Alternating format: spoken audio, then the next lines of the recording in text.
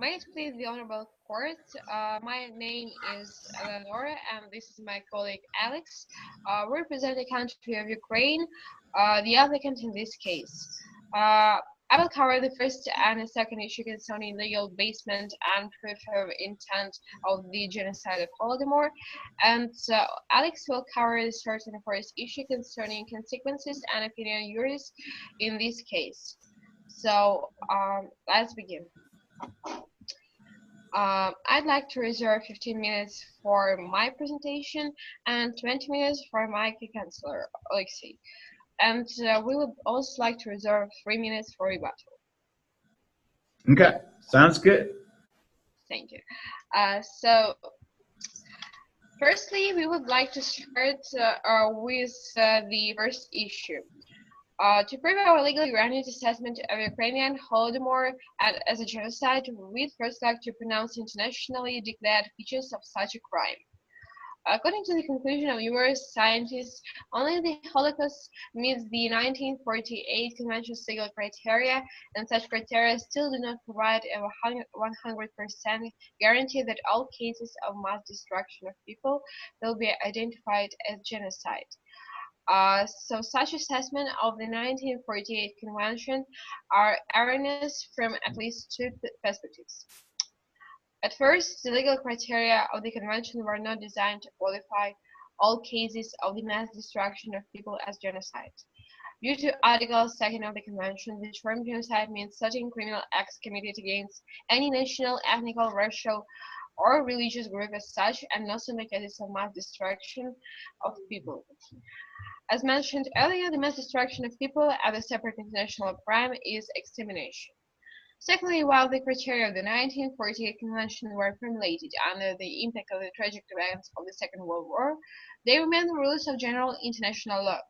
Thus, this document and only this document may be used to determine whether certain criminal acts meet the legal definition of genocide.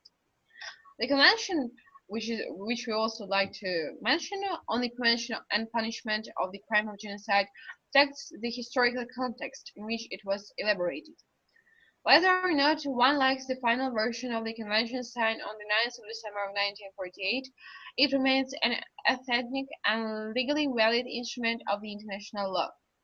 No state or the international community as a whole has challenged the authority of the 1948 Convention, as was convincingly confirmed 50 years later after Article 2, which defined the capus delicti of genocide, a collision, which was repeated word for the word in Article 6 of the Rome Statute of the International Criminal Court. In light of the above, an attempt to interpret the provision of the 1948 Convention in order to improve it or adapt it to the specific of this Soviet genocide would be counterproductive. The researchers who take such an approach present theses which, from a legal point of view and contrary to their good intentions, provide grounds for denying the genocidal nature of the Holodomor.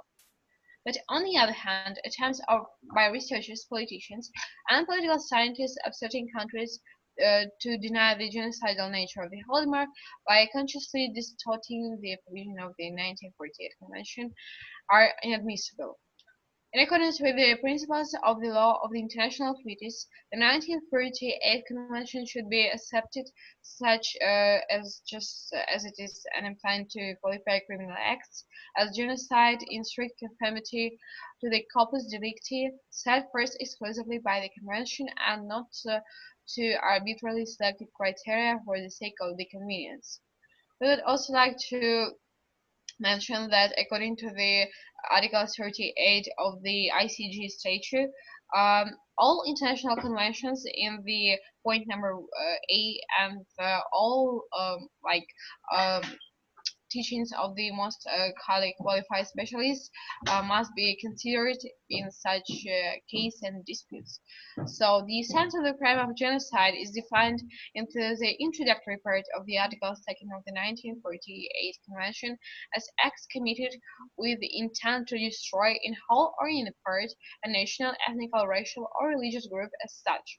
It is well recognized in the theory of the international law and confirmed by practice that for criminal acts to constitute genocide, one must prove that the perpetrator had a special intent those specialists to destroy a group specified in the convention, and that the criminal behavior was committed against the defined group as such. Action that lack both of the aforementioned essential elements do not constitute an act of genocide, even if they resulted in a group's extermination. Genocide differs from other crimes against humanity, first in the nature of the intent rather than the number of the victims.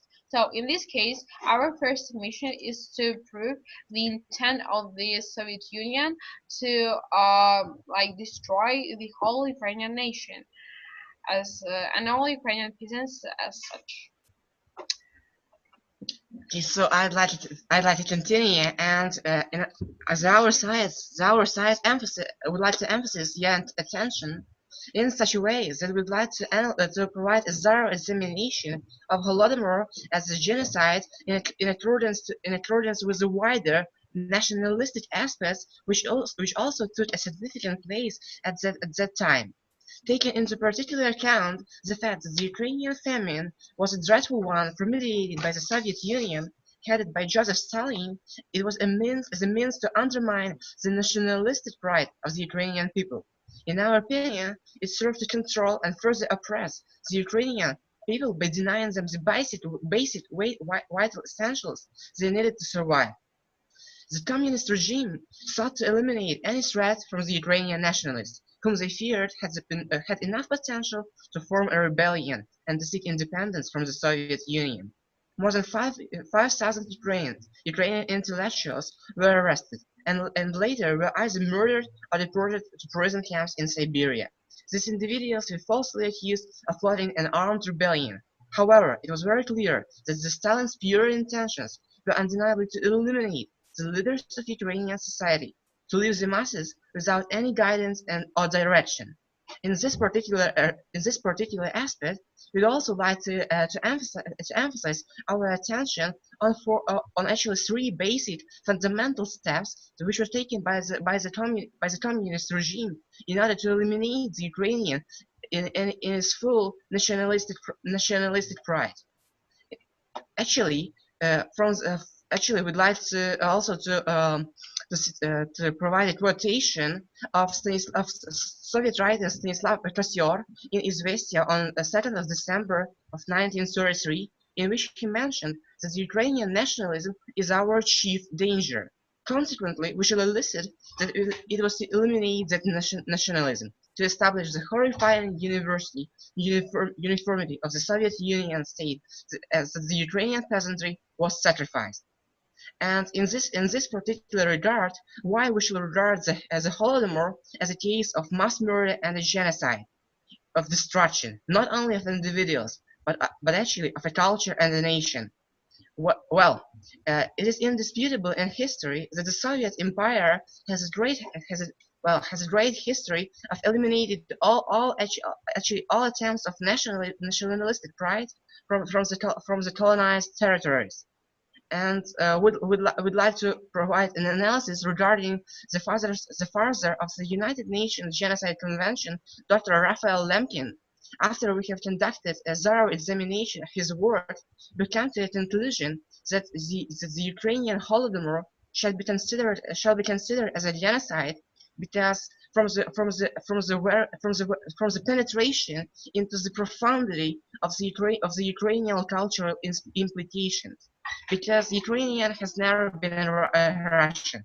His culture, his temperament, language, religion are all different. Consequently, to eliminate Ukrainian nationalism, the Ukrainian peasantry was sacrificed. A famine was absolutely vital for the Soviet Union, and consequently, they got one to order.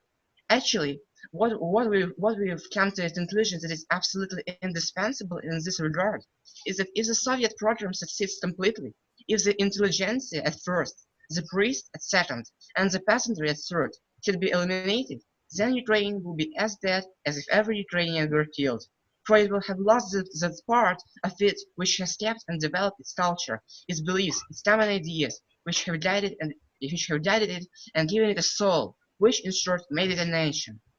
Therefore, it is undeniable that it was much more than a case of Holodomor, and in fact, it was a large-scale famine, and the evidence that it was genocide is so overwhelming and shall be considered as we are intent on emphasizing from the standpoint of eliminating the Ukrainian intelligence at first, Ukrainian priests such as Vasily Lipkivsky in the middle of 1930s, and actually as an ultimate goal for the Soviet Empire, it was the elimination of Ukrainian peasantry, which was apparently reflected in the mass murder to which they were tormented and subjected during the 1932 and the 1933. And it seems to me that we have already identified the whole intent of the Soviet Union to destroy the Ukrainian nation. So that now we need to prove the intent to organize the Holodomor as a whole, organization. To prove the genocidal nature of the Holodomor, it is first of all necessary to demonstrate that Stalin's totalitarian communist regime intended to organize the man-made famine in Ukraine. Sorry. Those who deny that the Holodomor was an act of genocide ask whether this intent was documented and whether the existence of the premeditated plan is evidence of this intent. However, answering the question where this document is, it is silly to even emphasize, even think of the existence of the criminal plan or the intent to commit a crime. It only, according to the Convention 1948 Convention, does not require a document to be produced as evidence of the existence of a criminal plan or the intent to commit a crime. It only requires that such intent be proven. So that it means that we do not need a document to prove that the Soviet Union wanted to destroy the whole Ukrainian nation and Ukrainian peasants. Moreover, it is highly unlikely that a document containing a plan of the destruction of the whole nation by starvation of the Ukrainian peasantry will be ever found. To give an example, even in Nazi Germany, with its officially approved racist policy, the genocide committed against the Jews was implemented under the guise of the final solution to the Jewish oppression, so that there would not be even a legal document with legal basis to prove the whole intent of the destroyment of the Ukrainians. Those who deny that the Ukrainian Holodomor was an act of genocide agree that the famine in Ukraine and elsewhere in the USSR was precipitated by the arbitrary confiscation of grain and other produce ground by the peasants. However, the target for the entire Soviet Union was 10.5 million tons of grain. By the 1930s, the grain procurement quotas had almost doubled and stood at 7.7 million tons for Ukraine and 20 million for the entire Soviet Union. With the divestiture of the kulaks and forced collectivization, the traditional system of farming was utterly destroyed. However, grain procurement quotas were sharply raised before a new farming system was in place. Ukrainian collective farms started opening in 1930. In that year, thanks to favorable weather conditions, Ukraine harvested 23 million tons and more than fulfillment in grain procurement plan. Ukrainian collective farms started operating in 1930, and due to the inefficiency of the collective farm management, demand for harvest was accompanied by massive grain losses. As a result, the peasants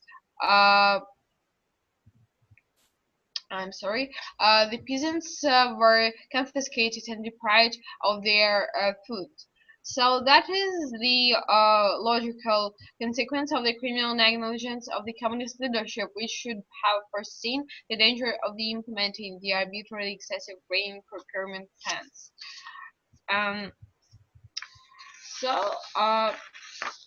It's it with my issues, and now we would like to listen your arguments in this case.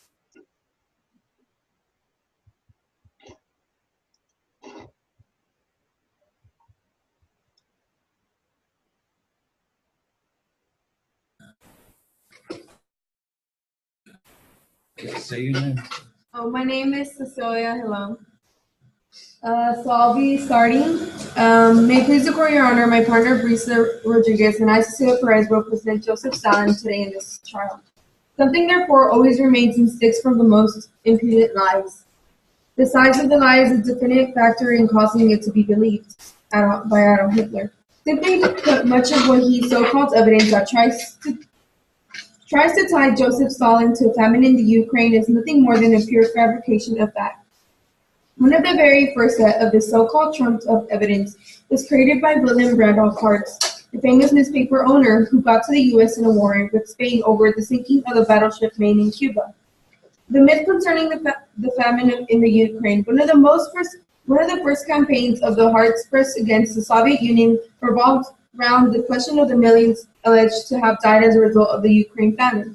This campaign began on February 8, 1935, with a front page headline in the Chicago American, 6 million people die of hunger in the Soviet Union.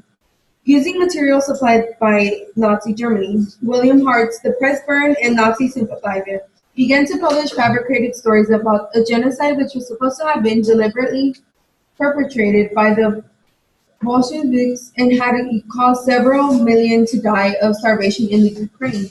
The truth of the matter was altogether different, and the fact that it took place in the Soviet Union at the beginning of the 1930s was a major class struggle in which poor landless peasants had risen up against their rich landowners, the kulaks, and had begun the struggle of collectivization, a struggle of the kolkhozes. This great class struggle, involving directly or indirectly some 120 million peasants, certainly gave rise to instability in agricultural production and food shortages in some regions. Lack of food did weaken people, which in turn led to an increase in the number falling victim to epidemic diseases. These diseases were at the time regrettably common through the world. Between 1918 and 1920, an epidemic of Spanish flu caused the death of 20 million people in the US and Europe, but nobody accused the governments of these countries of killing their own citizens.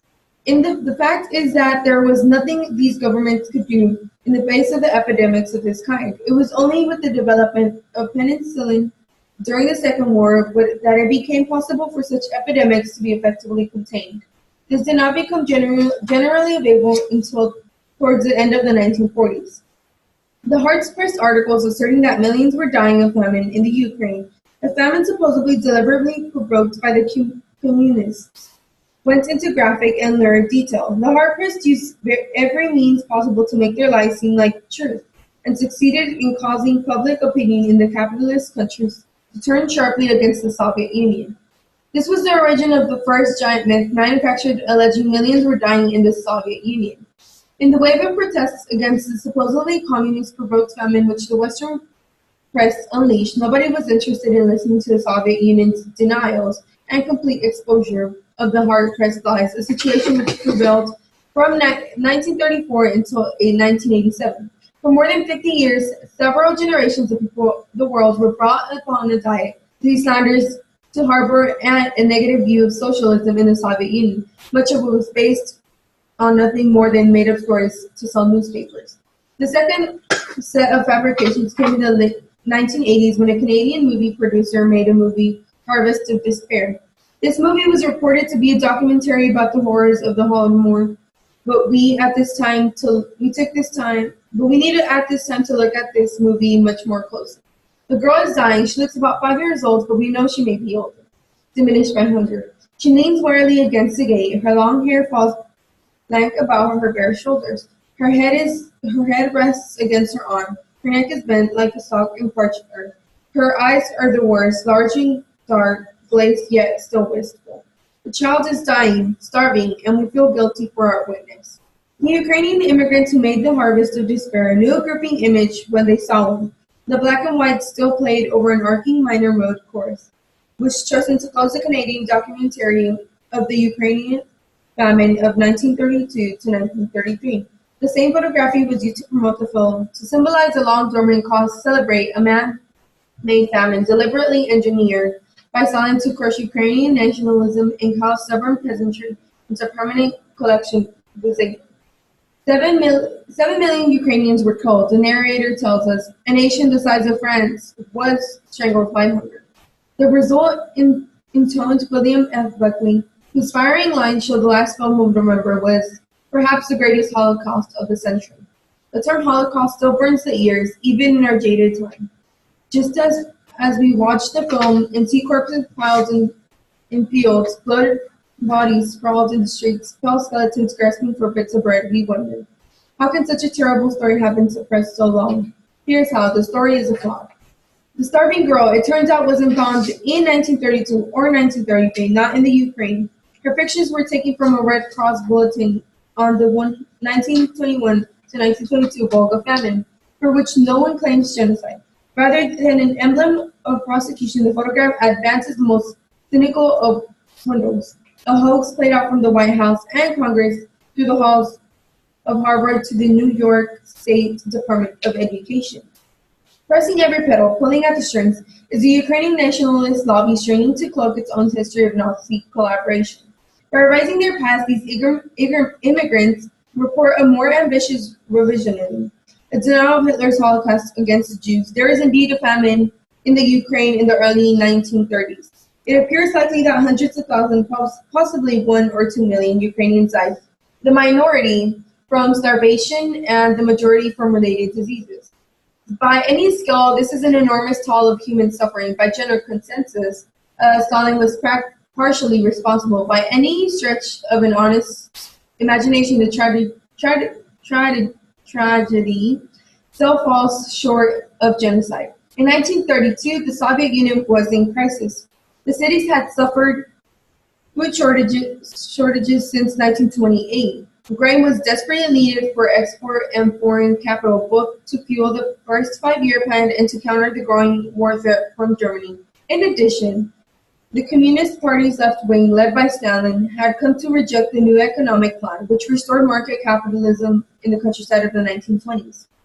In this context, collectivization was more than a vehicle for a cheap and steady grain supply to the state. It was truly a revolution from above, a drastic move towards socialism and a political change in the mode of production. There were heavy casualties on both sides. Hundreds of thousands of kulaks, which are rich peasants, deported to the north. Thousands of party activists assassinated.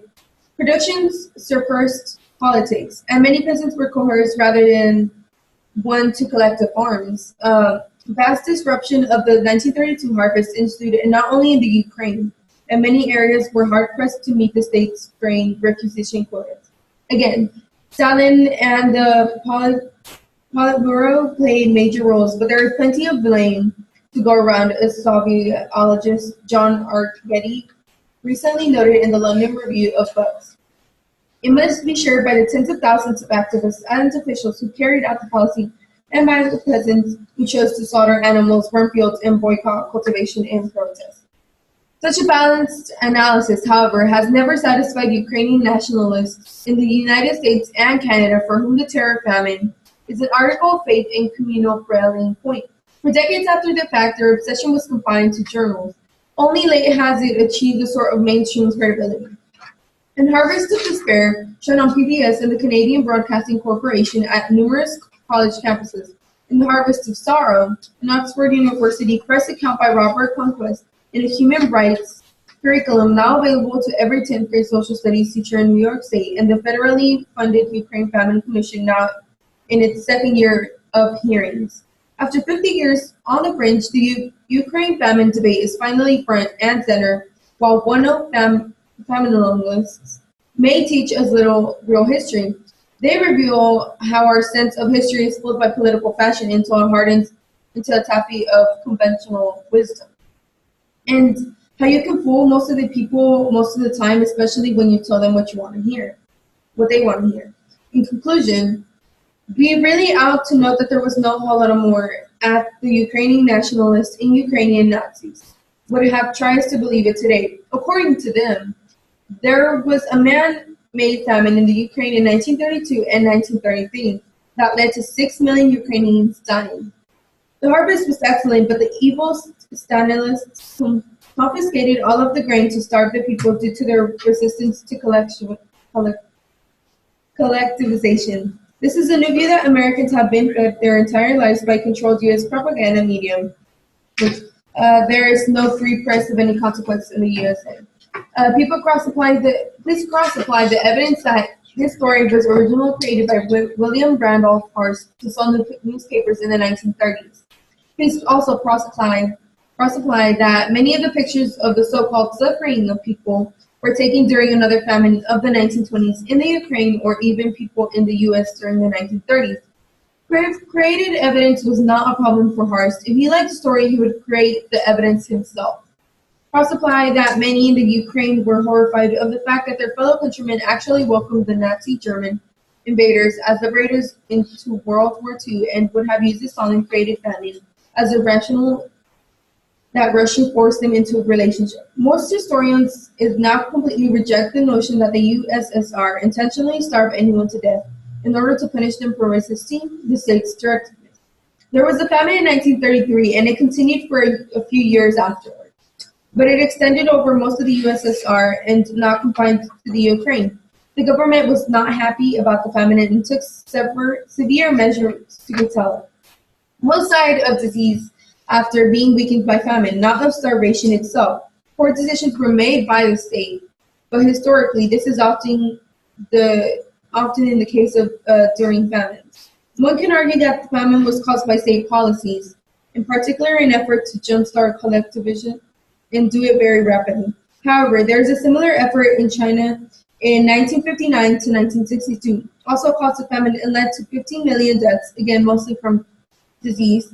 There seems to be a pattern of too rapid collectivization of agriculture causing disastrous famines in the communist countries. Something similar happened during Pol Pot's reign. It may be structural weakness within the communist system of government-controlled large-scale agriculture.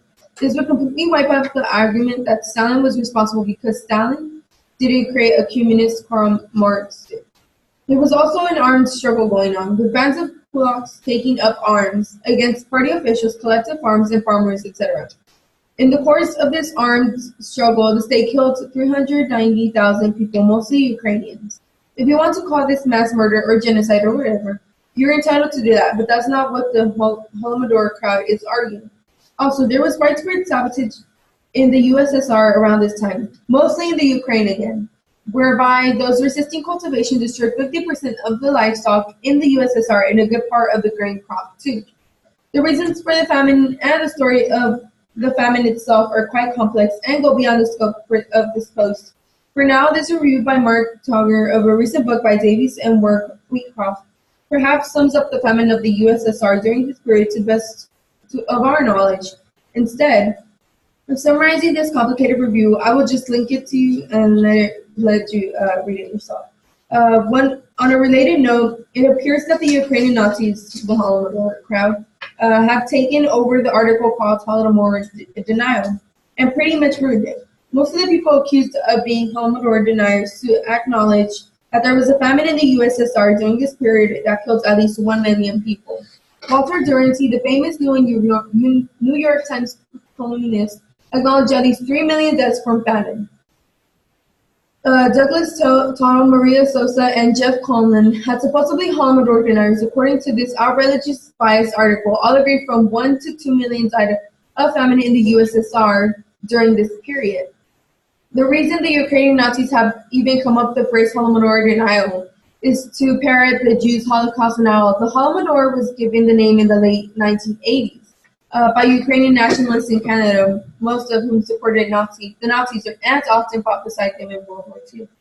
Anti-Semitism and Holocaust denials are rampant amongst these fascist supporters. Was there famine? Yes. Was there a Holomdor? No.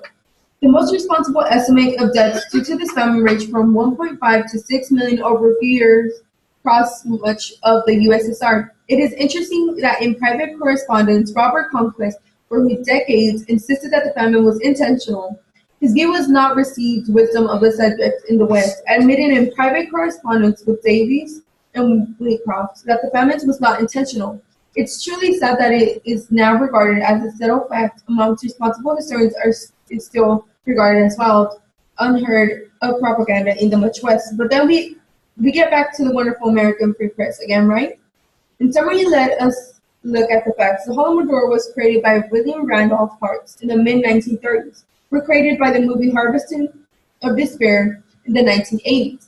But both used creative facts, inflated numbers, and whose purpose was not to report the truth but create the truth. Can you have genocide of crimes against humanity simply on someone say no? Can you have facts that are created to tell stories drive a conviction when we know these facts were just created to tell the story in the first place? Were there deaths in the Ukraine? Yes. Were conditions there bad? Yes. Was it a genocide? No. No. Yes, thanks a lot for your opinion. Okay. Will you tell it speak right now?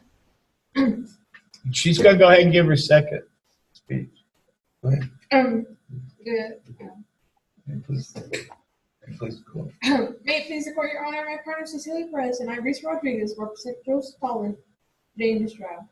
Please cross-apply all of my partner's arguments about this not being a genocide and the facts that most of this is either created evidence or circumstantial information that was completely turned around to suit the needs of people pushing the story and not the needs of seeking the truth. Much of the latest push for recognition of Holomdor has been from the Ukrainian political people who wanted to distance themselves from their former USSR rulers. How better than to show their people how bad communism was? In 2006 through 2008, the Ukrainian government launched a trial in Kiev about the Holomdor. Kiev's Court of Appeals has found Joesph, Stalin and other Bolshevik leaders guilty of genocide against the Ukrainians during the famine, or Holomdor, as it is called in Ukraine, of 1932 to 1933. Criminal proceedings against the leaders of the totalitarian rule were dropped over the suspects' deaths. Moscow, however, was quick to react. The decision is part of a plan aimed at initiating a row with Russia, said the Speaker of Russia's State Duma, Boris Gryzlov.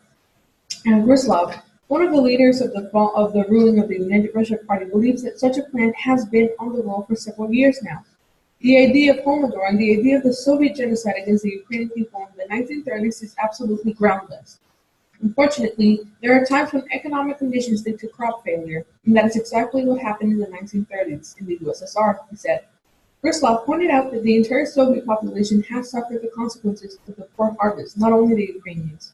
The point of the Kiev's authorities' latest move is simply to show that Russia treats Ukrainian people badly, he concluded. It's not news that the mass famine was the result of criminal actions of the state's leadership.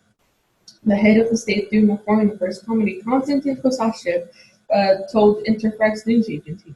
There is no need to artificially separate Ukraine from the rest of the former USSR, he added.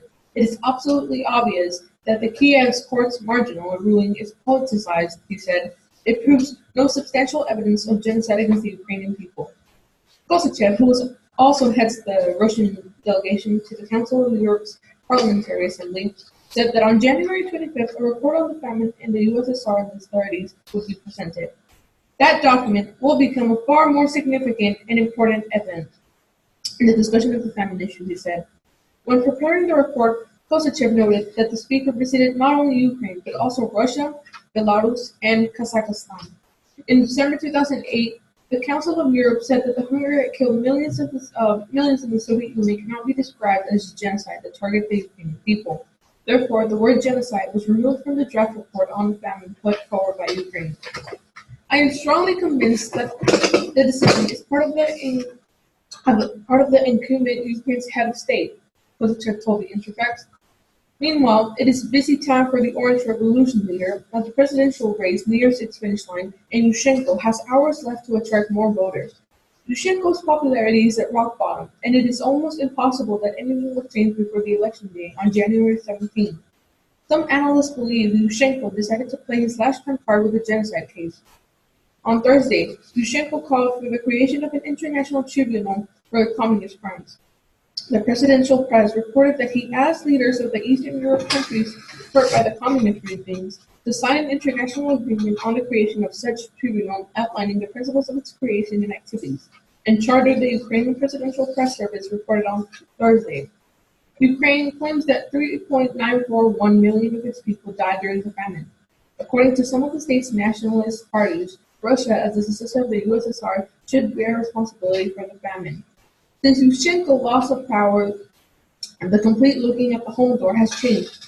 No additional countries has accepted these created facts, and the EU Parliament has refused on every occasion possible in few reports to even call it a genocide. The claims of the Holomdor Ukrainian Nazis, or Ukrainian nationalists, or whatever they are, is that Stalin deliberately targeted Ukraine for genocide via famine in order to crush Ukrainian nationalism. This is exposed as the lie we always said it was. And the true figures for the famine are looking like 3.5 million dead, 1.75 million in the Ukraine, and 1.7 million elsewhere. This is looking more like what the observers on the ground were estimating. Keep in mind that the Western journalists traveled through Ukraine at the height of this famine. They said things were tight all right, and there was a lot of hunger and little movement in a lot of towns. But they saw few, if any, obviously starving people. Most deaths were due to the disease and not starvation. Sanitation and medical care were primitive at the time.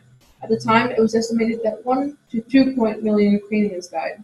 But consider this, if Stalin's industrialization process had not proceeded as it did, Stalin could have never defeated the Nazis, and Russia killed 89% of the Nazi orcs killed in war. If Stalin did not defeat the Germans, the whole outcome of the war becomes uncertain. So even if the grain was exported for industrialization, the result was that the West and the rest of the world was saved from the Nazi menace. Now ponder that. Repeat after me. There was no Holomdor, there was no Holomdor, there was no Holomdor, there was no Holomdor. A Holomdor is a terror famine that never happened. According to Holomdor narrative, now official state policy of the Ukraine and also recognized officially by the US, there was a bumper harvest in the Ukraine in 1932. However, to punish the Ukrainians who resisted collectivization, the USSR confiscated the wheat crop, herded the people into villages that were more like concentration camps, and denied them food there. The terror famine, or deliberate famine, resulted in the deaths of 5 to 10 million Ukrainians and broke the back of the anti-collectivization movement there. However, this narrative simply never occurred. It never happened. What happened instead was a harvest failure, followed by other problems. Most died of disease in order of malnourished state. There were a few actual deaths of hunger. We will now attack each of the underlying aspects of the prosecution's case. I'm not a specialist on the Ukrainian famine, but I am familiar with the recent research by several scholars on that matter, and think rather a lot of the deep and broad research that Mark Togger has conducted over many years. That familiarity leads me to believe that there are no simple answers to this. A man-made famine is not the same as a deliberate or terror famine. A famine originally caused by the crop failure and aggravated by poor policies is man-aggravated but only partially man-made. Why in this field do we always insist on absolutes, especially categorical binaries and polemical ones? True, false, good, evil, crop failure, man-made reminds me of the Stalinist approach. Many questions haven't been used as answers. Why was the Ukraine sealed off by the Soviet authorities? Not necessarily to punish Ukrainians, it was also done to prevent starving people from flocking into non-famine areas, putting pressure on the scarce food supplies there, and thereby turning a regional disaster into a universal one. This was also the original reason for the international passport system, which was adopted in the first instance to prevent the movement of hungry and desperate people, and with them the spread of famine. 2. Why were foreign journalists, even Stalin apologists like Durante, refused access to the famine areas? For the same reason that the U.S. journalists are no longer allowed in the U.S. combat zones since Vietnam. No regime is anxious to take a chance on bad press if they can control the situation otherwise. 3. Why was the aid from other countries refused? Obviously to deny the imperialists the chance to trumpet the failure of socialism. Certainly, politics triumphed over humanitarianism. Moreover, in the growing paranoia of times, the regime believes that spies came along with the relief of the administration. Or why do I read and hear stories of families who try to take supplies from other regions to help their extended families through the period of having all foodstuff confiscated as they cross back into their famine regions? The regime believed recently, I think, that speculators were trying to take advantage of the disaster by buying up food in non-famine regions, moving it to Ukraine, and reselling it at a higher price. In true Bolshevik fashion, there was no nuisance approach to this, no distinguish between families and speculators, and everyone was stopped. As with point above, regimes facing the famine typically try to contain the disaster geographically, and this is not the same as intending to punish the victims. If it was a harvest failure, why was the burden of the fate of that failure not simply shared across the Soviet Union? It was. No region had a lot of food in 1932 to 1933. Food was short and expensive everywhere. Everybody was hungry. With the above suggestions, I do not mean to make excuses or apologies for the Stalinists. Their conduct in this was erratic, incompetent, and cruel, and millions of people suffered unimaginably and died as a result. But it's too simple to explain everything with the Bolsheviks were just equal people explanation, more suitable to children than scholars. It was more complex than that. Although the situation was aggravated in some ways by Bolshevik mistakes, their attempts to contain the famine once it started were not entirely stupid, nor were they necessarily gratuitously cruel. The Stalinists did, by way, eventually cut grain exports and did, by way, send food relief to Ukraine and other areas. It was too little and it was too late, but there is no evidence, aside from constantly repeated assertions by some writers, that this was deliberately inflicted as a terror famine. Finally, to deny that the Jewish genocide quite rightly brings opprobrium, surely to deny the terror famine of 1932 to 1933 also provoked the same response. This is a position that I personally find grotesque, insulting, and at least shallow. Nobody is denying the famine or the huge scale of suffering. Least of all, Targer and other researchers who have spent much of their cases trying to bring this tragedy to light and give us a factual account on it. Admittedly, what he and other scholars do is different from the work of journalists and publicists who indiscriminately collect horror stories and layer them between repetitive statements about evil, piling it up, and calling it history. In conclusion, the only thing that we can conclude here is that there was a famine, not a genocide. We must vote Joe Stalin not guilty of genocide. Joe Stalin may have been many things, but a creator of the Holocaust he was not. You cannot make assumptions or claims without the corresponding evidence to back them up. To hold a person guilty, you must make a direct link. The prosecution in this case did not. Cross replied that we did offer a very logical defense of a series of events that took place almost 90 years ago. Joe Stalin may have been a bad man. Joe Stalin may have been guilty of many things, but there is no evidence presented in this courtroom today that they would directly link Joe Stalin with this famine. Famines are horrible, and yes, they have throughout history killed millions upon millions of people. We implore you not to change history and create a new version of events that took place. The truth is out there, and the truth is, Joe Stalin is not guilty, and he should not be found innocent of these charges today. Thank you. Go ahead. It's your rebuttal. Go Go ahead with your rebuttal. Okay, so we take the opinion board nonetheless to profoundly contradict it, as we understood. Intent on insisting that it wasn't a man-made genocide, and that the diseases and maladies was the main factors which have triggered actually the Holomdor. Nonetheless, the way Stalin actually dealt with the Ukrainian countryside leaves the events out of the category of the merely a famine and into the realm of genocide. And to underpin our supposition, we'd like to emphasize that the actions of the Soviet police, which confiscated the Ukrainian farmers of their homes, livestock, wet crops, and valuable possessions, not only by imposing heavy grain taxes, but also to deliberately leaving families to starve.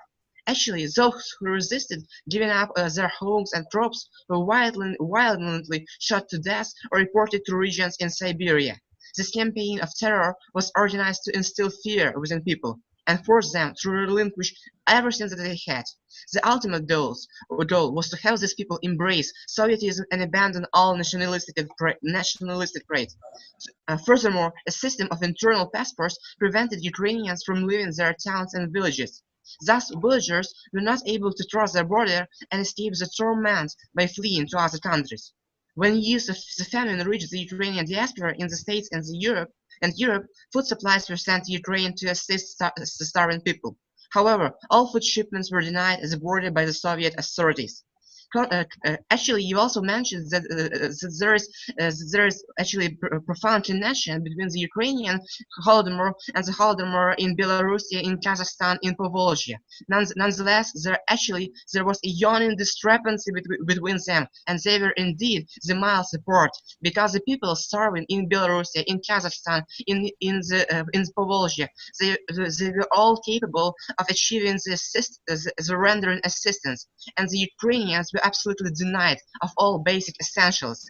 In this particular regard, we'd like to emphasize your attention on the Article 2 of the present Convention on the Prevention and Punishment of the Crime of Genocide. And actually, the third point implies the deliberate infliction on the group conditions of life calculated to bring about its physical destruction in whole or in part. To sum it up, we are wholly convinced that the aforementioned our arguments concerning the denial of all the possible assistance and Stalin's pure intention to eliminate the Ukrainian nationalistic right do constitute such a deliberate infliction and fall under the legal definition of the Holodomor as is reflected in the present convention. Thank you. Thank you very much. We really appreciate the opportunity today. Thank you. Right now, I don't know where my co-counsel is, but would like to thank you. It was great meeting you guys. You guys are very good. My teacher told me that English is your fourth language. I'm amazed. You guys are really good. Tell us a little bit about your school. Because also we also appreciate this opportunity, and it is our sincere hope that actually our conclusion, based on the analysis of the current convention prevention of the genocide, genocide does reflect actually our main decisions, and actually according to the arguments presented on both sides, it is undeniable to elicit that there are both arguments on the substance and on the crux of the tricky Holodomor issue, but notwithstanding, we shall. It is our hope that we shall indeed acknowledge the perpetrated atrocious crimes by the Soviet regime, because if nowadays Stalin actions were conclusively documented as intending to eradicate all attempts of Ukrainian nationalists, they would indeed fall under the legal definition of genocide, and probably it's the ultimate result of this conversation. So we'd like to know how we managed to turn you over to our opinion, or do you still insist that the Holodomor it is actually unfeasible to perceive the Holodomor was a genocide, or have we succeeded in winning you over?